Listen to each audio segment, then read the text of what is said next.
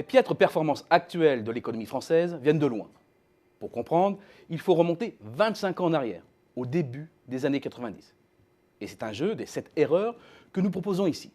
7 erreurs de pilotage majeures qui nous expliquent les problèmes structurels de l'économie française d'aujourd'hui. La première, sous l'ère Mitterrand, c'est la politique trop rigide du franc fort. Après avoir obtenu l'accord allemand pour aller vers l'union monétaire, les autorités françaises ont arrimé le franc Deutschmark. Avec le recul, l'erreur est manifeste. La réunification déclenche une inflation outre-Rhin et pousse la Bundesbank à durcir sa position. Les taux courts allemands grimperont jusqu'à 9,5% en 1992. Malgré une inflation 2 fois plus faible en France, le pays impose des taux inadaptés à son économie, afin d'éviter une fuite des capitaux et surtout pour ne pas décrocher du Deutschmark. Les taux réels flambent, étranglent les entreprises, les poussent à se désendetter et laminent l'investissement. Mais surtout, la peseta espagnole, la lire italienne, puis la livre britannique sont dévaluées alors que le franc continue de vouloir coller à la devise allemande. Ce choix va être payé au prix fort dans la décennie 90 et au-delà. La perte de compétitivité entraîne la dégringolade des filières françaises dans les produits de consommation. Le textile, l'habillement, la chaussure, l'électroménager, l'électronique grand public ne s'en relèveront pas. Ultime avatar du franc fort, la devise nationale s'intégrera dans l'euro à un niveau surévalué que nous payons encore aujourd'hui, puisqu'il n'est plus possible de s'ajuster par une dévaluation. La deuxième erreur est fiscale, et il nous faut revenir ici sur le traité de Maastricht. On pourrait certes discuter sans fin du bien fondé des fameux critères choisis pour aller vers l'euro. Mais ce qui importe ici, c'est le chemin suivi par le gouvernement Juppé pour les respecter, et notamment le fameux 3% de déficit public. En 1995, les comptes publics de la France sont dans le rouge. 2 ans plus tard, le défi est relevé. Mais plutôt que de réduire les dépenses publiques, la décision politique se porte sur une violente pression fiscale, comme le montre l'explosion du taux des prélèvements obligatoires. La consommation est cassée et la croissance rechute. La troisième erreur est géoéconomique. Industriels, experts économiques, hommes politiques prennent mal la mesure de la chute du rideau de fer et du déplacement du centre de gravité vers l'Est, notamment vers un pivot germanique qui trouve juste à sa porte, dans les anciens pays communistes, une main-d'œuvre bon marché. Les industriels allemands vont très vite saisir l'aubaine et tirer le meilleur parti de leur avantage géographique à proximité des PECO.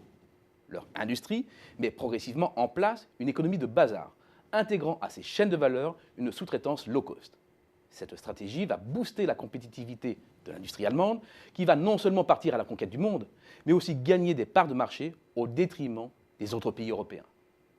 Quatrième erreur majeure, les 35 heures. Je n'évoquerai pas ici leur impact sur l'emploi, que même les économistes ne parviennent pas à mesurer rigoureusement, mais des mesures qui ont encadré la réduction du temps de travail. Rappelons seulement que pour inciter les entreprises à anticiper le passage aux 35 heures, Martine Aubry avait mis en place, à partir de 1998, des allègements de charges de compensation, ce qui a souvent permis aux industriels de restaurer leurs marges sans toujours faire l'effort d'améliorer leur compétitivité. Le hic, c'est qu'après, le coût du travail explose, au moment même où l'Allemagne de Gerhard Schröder, avec les lois Hartz et l'agenda 2010, met les bouchées doubles pour renforcer la sienne et choisit résolument une stratégie de montée en gamme. Bien vu, d'autant que la mondialisation s'accélère et que se profile l'entrée de la Chine dans l'OMC fin 2001. Cinquième erreur, l'histoire de la cagnotte sous le gouvernement de cohabitation Chirac-Jospin. Peu s'en souviennent, mais le président Chirac déclare lors de son interlocution du 14 juillet 1999 « Nous avons depuis 2 ans une croissance qui fait que nous avons énormément d'argent dans les caisses. Il faut tout le talent du ministre des Finances pour masquer le phénomène. Il faut rendre aux Français une part de ce qu'on leur a pris. » Bilan, on soutient la demande et pas un centime ne va au désendettement, privant le pays d'une marge de manœuvre en cas de retournement de conjoncture. Cette erreur coûtera cher à la France en 2008 et encore aujourd'hui.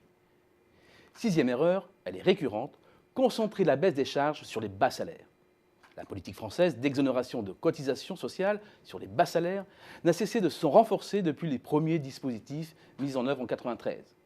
Or, si l'on pense que l'économie française souffre d'un mauvais positionnement de gamme, que la croissance des salaires et de la demande intérieure doit se bâtir sur un socle solide de productivité et non sur des hausses de SMIC décrétées d'en haut, force est de constater que cette propension française à subventionner le travail peu qualifié est une aberration. Enfin, septième erreur, commune au gouvernement Sarkozy et Hollande. Laisser l'Allemagne imposer son mode de régulation depuis la crise financière sur la base d'une orthodoxie budgétaire rigide et surtout d'une déflation salariale et d'une concurrence fiscale pour retrouver le chemin de la compétitivité. Le constat, c'est un appauvrissement généralisé de l'Europe, particulièrement sensible en France et dans les pays du Sud.